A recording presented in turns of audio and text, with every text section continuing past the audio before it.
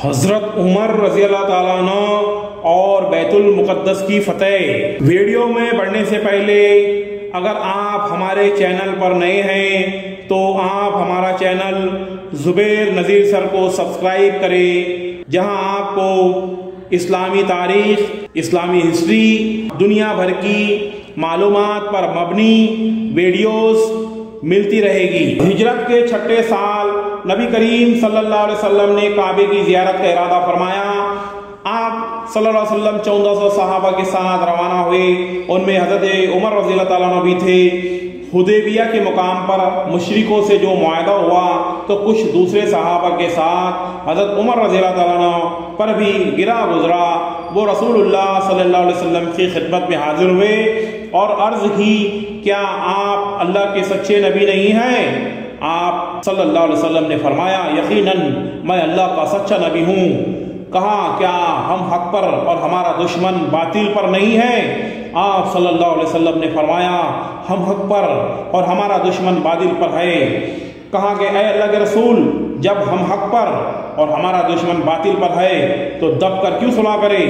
آپ صلی اللہ علیہ وسلم نے فرمایا، میں اللہ کا رسول ہوں، اللہ کے حکم کے خلاف نہیں کرتا، وہی میرا مددگار ہے۔ حضرت عمر رضی اللہ تعالیٰ عنہ پھر ابو بکر صدیق رضی اللہ تعالیٰ عنہ کے پاس گئے اور ان سے بھی یہی کہا تو انہوں نے فرمایا، اے جوان، بلا شعبے نبی کریم صلی اللہ علیہ وسلم اللہ کے رسول ہیں، وہ اپنے رب کی نافرمانی نہیں کر سکتے اور وہی ان کا ناصر و مددگار ہے۔ بس ان کی رقاب تھامے رکھنا، یعنی ہر معاملے میں ان کی فرما برداری کرو۔ نبی کریم صلی اللہ علیہ وسلم نے فرمایا، میں اللہ کا رسول ہوں، اللہ کے حکم کے خلاف نہیں کرتا، وہی میرا مددگار ہے۔ تب جا کر سیدنا عمر رضی اللہ تعالیٰ عنہ کو اطمینان ہوا۔ نبی کریم صلی اللہ علیہ وسلم واپس روانہ ہوئے تو سورہ فتح نازل ہوئی۔ آپ نے سیدنا عمر رضی اللہ تعالیٰ عنہ کو بلا کر اللہ کا یہ ارشاد سنایا کہ ہم نے آپ کو کھلی فتح عطا کی۔ ساتھ ہی آپ نے فرمایا، مجھ پر آج ایسی صورت نازل ہوئی ہے جو مجھے اس دنیا سے زیادہ پیاری ہے۔ حضرت عمر رضی اللہ تعالیٰ عنہ نے حدیبیہ کی صلح کے موقع پر جو گفتگو کی تھی وہ خلوص نیت پر مبنی تھی، پھر بھی انہیں تمام زندگی اس بات کا افسوس رہا کہ کیوں انہوں نے اس طرح کے سوال و جواب کیے۔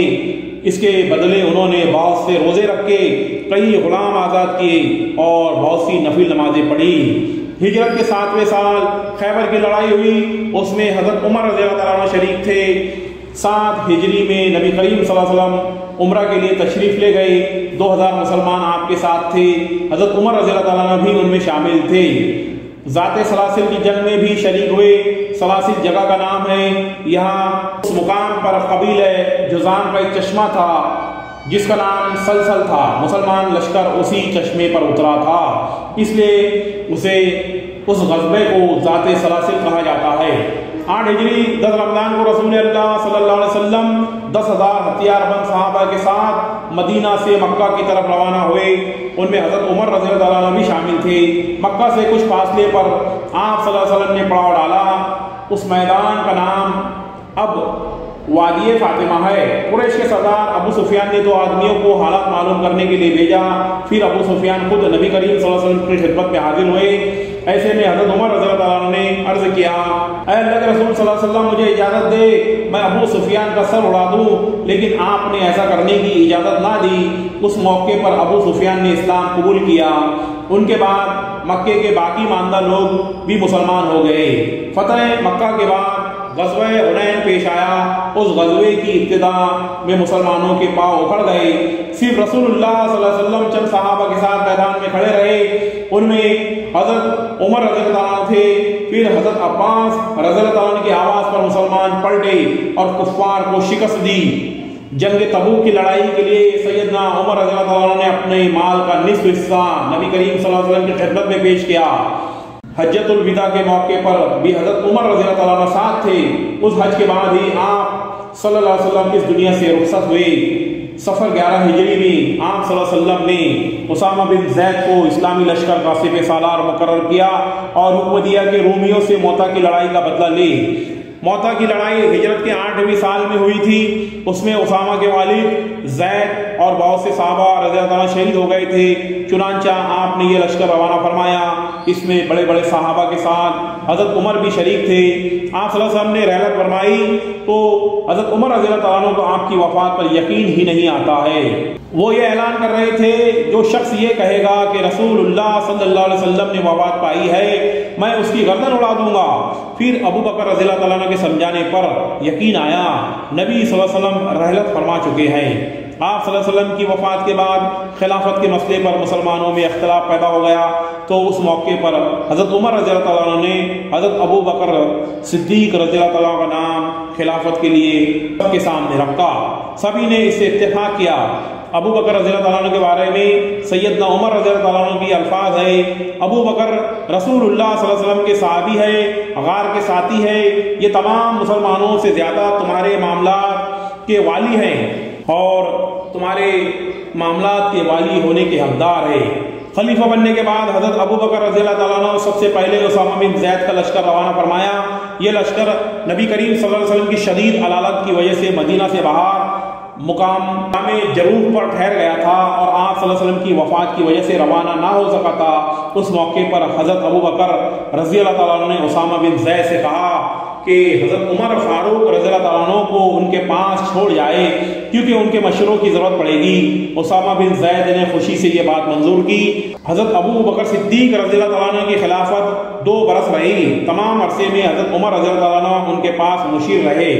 اس دوران میں حضرت عمر رضی اللہ عنہ نے حضرت ابو بکر رضی اللہ عنہ کو مشورہ دیا کہ قرآن کو ایک جگہ جمع کر دیا جائے۔ انہوں نے یہ مشورہ اس لیے دیا کہ یمامہ کی لڑائی میں قرآن مجید کے حافظ بہت سے صحابہ شہید ہو گئے تھے۔ آخر یہ کام زید بن ثابت، حضرت عمر رضی اللہ عنہ اور بہت سے دوسرے صحابہ رضی اللہ عنہ کی مدد سے مکمل ہوا۔ جمادی الاولیٰ 13 ہجری میں حضرت ابو بکر رضی اللہ عنہ بیمار ہو گئے، بچنے کی امید نہ رہی۔ انہوں نے خلافت کے بارے میں چند بڑے بڑے صحابہ سے مشورہ کیا، خود انہوں نے حضرت عمر رضی اللہ عنہ کا نام تجویز کیا۔ بعض صحابہ نے کہا کہ وہ مزاج کے بہت سخت ہے۔ اس پر ابو بکر رضی اللہ عنہ نے فرمایا، جب ان پر خلافت کا بوجھ پڑے گا تو نرم ہو جائیں گے۔ اس طرح تمام مسلمانوں کا حضرت عمر رضی اللہ عنہ کی خلافت پر اتفاق ہو گیا۔ حضرت ابو بکر رضی اللہ عنہ نے حضرت عمر رضی اللہ عنہ کو یہ وصیت کی کہ عراق میں مسلمان ایرانیوں سے لڑ رہے ہیں، ان کے لیے فوراً مدد بھیجی جائے۔ اس وصیت کے بعد 22 جمادی الاخر کو حضرت ابو بکر رضی اللہ عنہ نے وفات پائی۔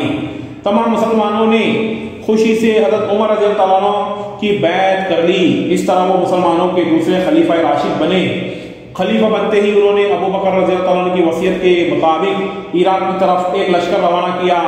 ابو عبیدہ رضی اللہ عنہ کو لشکر کا سالار مقرر کیا اور اس طرح مسلمانوں کی عظیم الشان فتوحات کا سنہری دور شروع ہوا۔ عراق، مدائن، فلوان، جزیرہ، فستان، Isfahan, Hamadan, Azerbaijan, Tabaristan, Armenia, فورس کرمان، خراسان، مکران، دمشق، حمص، لاذقیہ، یرموک، دنسرین، حلب، انطاکیہ، بیت المقدس جیسے بڑے بڑے شہر فتح ہوئے۔ بیت المقدس کی فتح کا واقعہ کچھ اس طرح ہے کہ مجاہدین اسلام نے تقریباً 3 سال میں سارا شام فتح کر لیا۔ اب فلسطین کے صرف 2 بڑے شہر رہ گئے تھے، بیت المقدس جسے یروشلم بھی کہا جاتا ہے اور ایساریہ۔ اس زمانے میں فلسطین شام ہی کا حصہ تھا۔ 16 ہجری مسلمانوں نے دوسری لڑائیوں سے فارغ ہو کر بیت المقدس کا محاصرہ کر لیا۔ اس شہر میں ابراہیم علیہ السلام، اسحاق علیہ السلام، سلیمان علیہ السلام، عیسیٰ علیہ السلام اور دوسرے نبیوں کی بہت سی یادگاریں ہیں۔ رسول اللہ صلی اللہ علیہ وسلم کی بھی معراج کے سفر میں یہی پہلی منزل تھی۔ مسلمانوں کا قبلہ اول بھی یہی تھا۔ یہودی، عیسائی اور مسلمان بیت المقدس کی عزت کرتے تھے اور کرتے ہیں۔ مسلمانوں نے بیت المقدس کا محاصرہ کیا تو اس وقت کے باشندوں نے شہر کے دروازے بند کر لیے۔ قلعے کی فصیل بہت اونچی تھی، شہر کے اندر لوگ بہت خوشحال تھے۔ حملے کرنے کے لیے کوئی راستہ نظر نہیں آ رہا تھا، محاصرہ طول کھینچ رہا تھا، لیکن ان کے پاس رسد بھی موجود تھی اور پانی بھی موجود تھا۔ وہ دروازہ بند کر کے بیٹھے ہوئے تھے۔ بالآخر اللہ تعالیٰ کی مشیت کا نزول ہوا، ان کے کچھ علماء آئے، ان کے کچھ علماء فصیل پر آئے اور انہوں نے کہا دیکھو مسلمانوں، تم قیامت تک بھی یہاں پڑے رہو گے تو یہ شہر فتح نہیں ہوگا۔ پھر انہوں نے کہا کہ ہاں ایک درویش بادشاہ کے ہاتھوں یہ شہر فتح ہونا ہے، لیکن تمہارے اندر وہ درویش بادشاہ نظر نہیں آ رہا۔ ابو عبیدہ بن جراح رضی اللہ عنہ مسلمانوں کے سپہ سالار، ان کا فوراً ذہن گیا درویش بادشاہ تو مدینہ میں بیٹھا ہوا ہے، حضرت عمر رضی اللہ تعالیٰ عنہ۔ حضرت ابو عبیدہ بن جراح رضی اللہ عنہ نے حضرت عمر رضی اللہ عنہ کو درخواست بھیجی کہ آپ یہاں آ جائیے، یہ شہر فتح ہو جائے گا۔ حضرت عمر رضی اللہ عنہ کا وہ تاریخی سفر تھا، بہت طویل سفر تھا، سفر 700 میل لمبا تھا، آج کے حساب سے 1126 کلومیٹر سفر تھا۔ حضرت عمر رضی اللہ عنہ کے پاس صرف ایک اونٹ تھا اور ایک خادم تھا۔ یہ سفر حضرت عمر رضی اللہ عنہ نے رجب 16 ہجری میں کیا اور حضرت علی رضی اللہ عنہ کو اپنا قائم مقام بنایا۔ اونٹ پر 2 تھیلے رکھ کے، ایک تھیلے میں ستو بھرا، دوسرے تھیلے میں کھجوریں بھری تھی، ایک بڑا پانی کا مشکیزہ تھا۔ ایک مندر پر امیر المومنین اونٹ پر بیٹھتے تھے اور خادم اونٹ کی نکیل پکڑ کر چلتا تھا۔